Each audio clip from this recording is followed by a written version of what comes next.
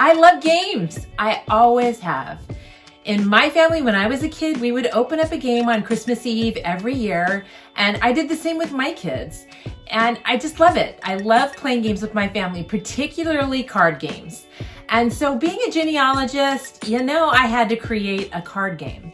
So I have this card game that I made for my family. I wanted to do something for my family to help them remember their ancestors. I have 8 grandkids and 1 more on the way, and they're all really little. And they love to play the memory game with cards, and they love to play Go Fish or any variation of it. And so I created a card game that my family could play together. And the cards have faces of our ancestors along with facts about them. And I really like how they turned out, and it was something that I really wanted to do. Well, I threw it up on my website, and I've had a lot of people ask me about it and want to have me create cards for them. And I've done some for some clients, but the reality is that it's super expensive. I want people to be able to do it. And so I'm going to take you through today how I made my cards so that you could do it yourself. Now, if you look at this video and you're like, thanks, but I really don't want to do it. If you want to reach out to me, that's fine. But let me tell you in advance, the decks have 72 cards in them that I do for my family. And so every one of those 72 cards is different on one side. And it just takes me time to create them. And so, let me give you an example. So if I were to do a 72 card deck for you, the setup fee alone, depending on how prepared you were for me, what kind of information you gave me, would be $500, maybe even close to $1,000, depending on what you wanted to do. And then on top of it, you pay for the decks of cards. So it might make sense for somebody that wants to do something like this for a family reunion, but you can create them. So I'm going to take you step by step how I created this card deck, and then knock yourself out, make some changes to it, and create a deck of your own. And if you do, please put something in the comments and send me some pictures and let me know what you did. I have created a handout with step-by-step instructions to do cards on this website that I've used, as well as the artwork that I used for the back of the cards. So if you're interested in that, look at the description below for the link to that. I do have one client that took this deck of cards and created a more complicated game than like a Go Fish game. And it's worked out really well for her family. In my family, what we do is when we find a match, or when you either through Go Fish or through the matching game, then I tell the kids the story about the person that they just matched. And it's helping them learn about their ancestors, which for me is always a win-win. So let's get to it, and I'm going to show you how I did this, okay? The company that I have used is makeplayingcards.com. I know there's others out there. I can't speak to them. I will tell you that the quality of their cards has been really good. I feel like they're thick. They feel like a regular card deck. They do a lot of decks for people that are creating funky games. Now, the problem with something like Shutterfly or some of the other companies that will allow you to do something like this, they'll allow you to change the back of the card, but the front of the card is going to be like traditional playing cards, with aces, kings, queens, junk like that on them, spades, hearts, you know what I'm talking about. You need a company that allows you to make more changes on the card itself.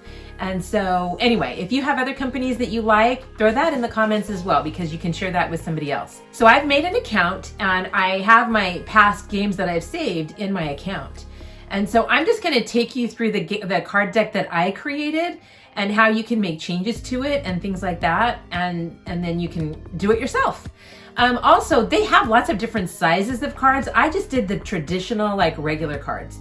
They have square cards, they have larger cards, they have smaller cards. I don't know that I would do it on smaller cards. But anyway, you could change that up as well. All right, so the cards that I created, just so that you know what I used, were the custom trading card game. I used kind of their format, and that gave me the green color on the cards that it kind of was a little bit of a beginning for me to work with. They're 2 4/8 inches by 3 4/6 inches, 72 cards, and I just did a standard smooth MPC game card finish. I didn't do anything fancy. Here it is right here. And then I have made a card box. Here's my card box. I have made a box for my cards, but I will tell you it was kind of a pain in the butt, and I don't know that I would recommend bothering with it.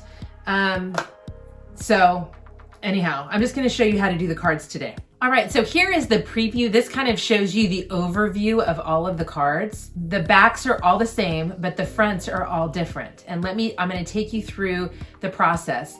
Now, if you were to order your own deck, you would go through the process of selecting what size cards you want, what finish you want, how many cards in the deck that you want. Okay, for a 72 card deck, you can do 18 ancestors with 4 cards each. Now, maybe what you want to do is add in, like I did some wild cards and things like that, so I did that. The other thing that you might want to consider, if you want to do more than 18 ancestors, just do 2 cards, which is what I did, of every ancestor. And then what I do is I put 2 decks together to make 4 cards if I want to play something other than the memory game, like Go Fish. Also, then what I'm doing is I'm ordering more than 1 deck. So then that way I'm ordering more decks and it saves some money because again, the more you order, the cheaper it is. So I'm gonna use my existing deck and I'm gonna show you the customization of the front. So the first thing that you do is put the pictures onto the card. And that's right up here. You're customizing the front. And then on the second step, you're gonna add text. So this format with the green was a format that I could select. And then I added this picture right here to the front for every card. And again, like I mentioned before, I did 2 cards per person. So you have to upload your images right here first, and then you just drag them and drop them. Super easy. So right here, I'm getting a warning about a low resolution, but I didn't have anything else, so I used it. And I gotta tell you that the card itself looks pretty good. After I added the pictures, then I add the text to the front. So here is Georgette Paston. I have her picture now. I can't do anything with that. That was on the previous step. So her picture's on there. And so I put in some text boxes here to add the information that I wanted. Now you can make your cards any way that you want. And I added the name right here in this space that was already pre-done. I put these are all separate text boxes. And so I did that text in white to show up. And then I did her birth and death years. And then this other box is her birth and death places, who she married and when she married them and where she married them, and the names of her children, and then the names of her parents. Now you could like put a little short story about them or whatever. Now on the women, I put the names of the children. On the men, I put their occupation. I did my cards that way, but you can do them however you want. So that's what I did there. And it was kind of fun to see the different occupations that there were and things like that. After I did every deck, and you can't, and I wish you could, but on this program, I can't like take this box and copy it and put it on the next card. I could like select the box and edit it, and then I could like select everything, and I could manually copy it with my computer, and then I could put it on the next card that way. Be very careful about copying to all. So after I'm done editing all 72 cards, and this is where the time is, then you customize your back. And it's the same kind of thing. You're doing your images in one step, and then you're doing your text in another step. So here's the image that I created. I did this on another program, and then I uploaded the image onto here. I can give you the artwork that I used on the back of the cards. That has the tree and it has the family pedigree chart. And I can also give you step-by-step instructions on how to create your own deck of cards. Now, if you'd like to order that, you can visit the link in the description below. So if you're interested in that, check it out. And then that's it. That's all you do in this step. And then the next step is add text to the back. And I didn't really add hardly any text. All I did was I put in the name of the cards, My Ancestry. I called my cards My Ancestry because it was a tree. Anyway. And then your last step is to preview all of your cards, and then you can add them to your cart.